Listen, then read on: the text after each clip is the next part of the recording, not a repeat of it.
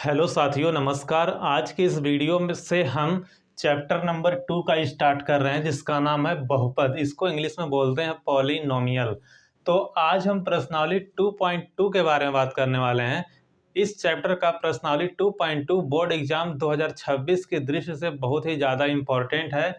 तो इसका जो पहला क्वेश्चन है, कह रहा है निम्नलिखित द्विघात बहुपदों के शून्यक ज्ञात कीजिए और शून्यकों तथा गुणांकों के बीच के संबंध की सत्यता की जांच करें।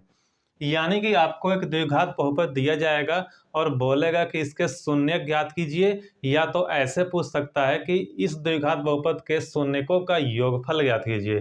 तो चलिए हम आपको बताते हैं कि ये कैसे सॉल्व होगा। तो इसके लिए सबसे पहले हम लोग ये देखते हैं कि जो भी बहुपद हमारा दिया गया है वो हमारा बहुपद क्या इस समीकरण को सत्यापित करता है कि नहीं। ax² plus bx plus c बराबर 0, यानी कि ये व्यापक समीकरण है, इसी के रूप में वो हमारा दिया होना चाहिए बहुपद। तो हम देखते हैं, तो यहाँ पे सबसे पहले दो घात है, x की दो घात है, फिर एक घात है, फिर अचर पद है। तो यहाँ भी हम लोग देखते हैं तो बहुपद के अधिकतम घात है, फिर एक घात है, फिर बिल्कुल अचर पद है। तो इस प्रकार से हमारा समीकरण दिया हुआ होना चाहिए। तो इसको जो सॉल्व करने का तरीका होता है, तो सबसे पहले हम लोग ये करते हैं, जो x² का गुणांक होता है उसका गुणा करते हैं हम लोग अचर पद में। तो यहाँ पे एक जगह पे क्या है, कुछ दिख नहीं रहा है, तो वहाँ पे कम से कम प्लस का एक होगा। तो यानी कि यहाँ पे ये हो गया, ऐसे हम समझते हैं हम लोग इसको। तो 1 गुणा -8 तो हो गया -8। अब इस 8 के हम लोग क्या करेंगे, गुणनखंड कर लेंगे। तो 8 के गुणनखंड करने पे हमें क्या प्राप्त होगा, 2 चौके 8 हो गया, 2 दूना 4 हो गया, 2 एकम 2 हो गया। तो हमको 8 के जो गुणज प्राप्त हुए वो मिले हमको 2 गुणा 2 गुणा 2, इस प्रकार से मिले। तो गुणनखंड करने के बाद जो इसके ये गुणज होते हैं, इसमें से हमें दो संख्याएं ऐसी बनानी होती है जिनको अगर हम गुणा कर दें तो -8 आ जाए, और जोड़ दें या घटा दें तो ये बीच वाला हिस्सा बन जाए। तो उसके लिए हम इसमें से बनाते हैं, तो हमको मिलेगा 2 गुणा 2 और फिर अलग से 2, यानी कि 4 गुणा 2। तो 4 गुणा 2 करेंगे तो भी हमारा 8 बन जाएगा। अब हम क्या करेंगे, यहाँ पे हमारा 4 है और यहाँ पे 2 है, तो गुणा करने के बाद 8 आ जा रहा है। तो हमको यहाँ पे बचाना है बीच में -2। तो उसके लिए हम लोग क्या करेंगे, तो यहाँ पे हम -2 करेंगे, तो 4 गुणा -2 तो -8 हो गया। तो अब हम इसको 8 तो दिखा दिए, अब जोड़ने और घटाने पे हमको लाना है यहाँ पे -2। तो हम उसके लिए क्या करेंगे, -4 उसके बाद +2 कर देंगे, तो हमारा जो आंसर आएगा वो -2 बन जाएगा।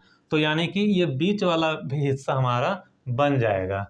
तो इस हिसाब से हम इसको तोड़ देंगे। तो चलिए अब हम इसको लिख लेते हैं। तो x² -4x प्लस 2x -8, इस प्रकार से हम इसको बोलते हैं मध्य पदों को दो भागों में बांट के बहुपदों का शून्य ज्ञात करना। ये दो पद में बट गया अलग अलग। तो अब हम इसमें से कॉमन लेने वाली बात करेंगे। तो इधर इतना और इतना इधर अलग दो पद मान लिए हम। तो अब हम क्या करेंगे, अब इसमें और इसमें देखेंगे कॉमन क्या चीज़ दिख रहा है हमको। तो इसमें देखिए x है और इसमें भी x है, तो x हमको कॉमन दिख रहा है। तो x को हम कॉमन कर लेंगे, तो यहाँ पे क्या बचेगा, यहाँ पे x का स्क्वायर है तो एक x बच जाएगा, माइनस यहाँ पे 4 बच जाएगा। उसके बाद इस वाले में देखेंगे तो x यहाँ पे है, x यहाँ पे नहीं है। तो यहाँ पे हम 2 कॉमन अगर ले लेते हैं, +2, तो 2 कॉमन करेंगे तो यहाँ पे बच जाएगा x और यहाँ पे बच जाएगा -4। अब ये सवाल सही सॉल्व हो रहा है कि नहीं, इसको चेक करने का जो तरीका होता है, तो इसका इस गुण में गुणा कर देते हैं, तो इसका इसमें गुणा करेंगे x का स्क्वायर हो जाएगा, और इसका इसमें गुणा करेंगे 4x हो जाएगा, इसका इसमें गुणा करेंगे 2x हो जाएगा, इसका इसमें गुणा करेंगे तो -8 हो जाएगा। तो इस प्रकार से सॉल्व हो जाएगा। अब ये और ये कॉमन है तो इसको कॉमन कर लेते हैं, x का -4 और दूसरे कोष्ठक में x का +2, इस प्रकार से कॉमन हो गया। तो सबके बराबर में 0 चलता है समीकरण के, तो सबके बराबर में 0 है, तब इसको अलग अलग हम लिख लेते हैं। तो x का -4 बराबर 0, x + 2 बराबर 0। तो यहाँ से x का मान निकल जाएगा, यहाँ LHS में -4 है, दूसरी तरफ ट्रांसफर करेंगे तो +4 हो जाएगा। तो इस प्रकार से x का मान 4 हो गया, और यहाँ पे x का मान इसको उस तरफ ट्रांसफर करेंगे तो -2 हो गया।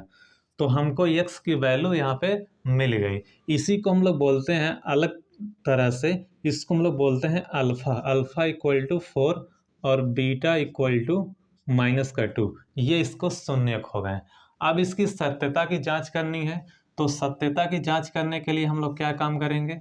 तो सत्यता की जांच करने के लिए हम लोग लिखेंगे ऐसे जांच। तो जांच ऐसे लिख लेंगे, फिर उसके बाद हम लोग देखेंगे सबसे पहले अल्फा प्लस बीटा। तो अल्फा प्लस बीटा बराबर होता है -b/a। इसका मतलब ये हुआ -x का गुणांक बटे x² का गुणांक। -x का गुणांक, x का गुणांक a है, a की जगह पे यहाँ पे 1 है। उसके बाद -b है, तो -b यहाँ पे, यानी कि इस समीकरण से तुलना करेंगे तो -2 इसका मान है।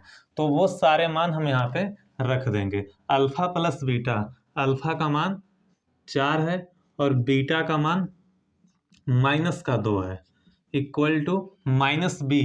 b के जगह पे यहाँ पे -2 है, तो -2 रख दिए, और माइनस पहले से है, और a की जगह पे यहाँ पे कुछ नहीं है, तो हम a को वहाँ पे रख सकते हैं। उसका प्लस माइनस माइनस, तो 4 - 2 हो जाएगा, बराबर माइनस का गुणा इस माइनस में करेंगे तो +2 हो जाएगा।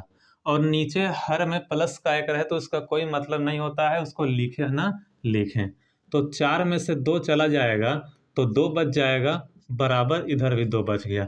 तो ये LHS बराबर RHS है, ये प्रूव हो गया। अब हम लोग अल्फा इंटू बीटा जांच करेंगे।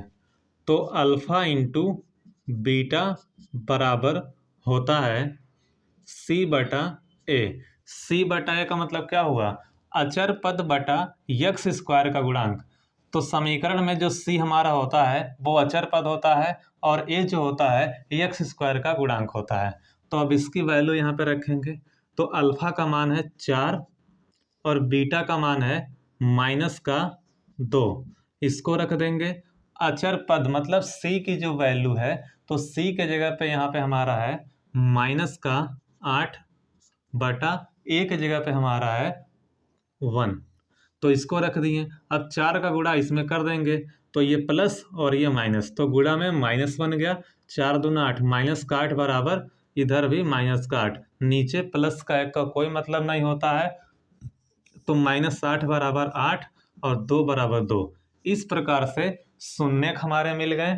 अल्फा का मान 4 और बीटा का मान -2, और शून्यकों की जो सत्यता की जांच है वो भी कंप्लीट हो गई। तो इस प्रकार से इसका जांच किया जाता है। तो वीडियो को ज़्यादा से ज़्यादा शेयर करें अपने दोस्तों के साथ जो बोर्ड एग्जाम 2026 की तैयारी कर रहे हैं।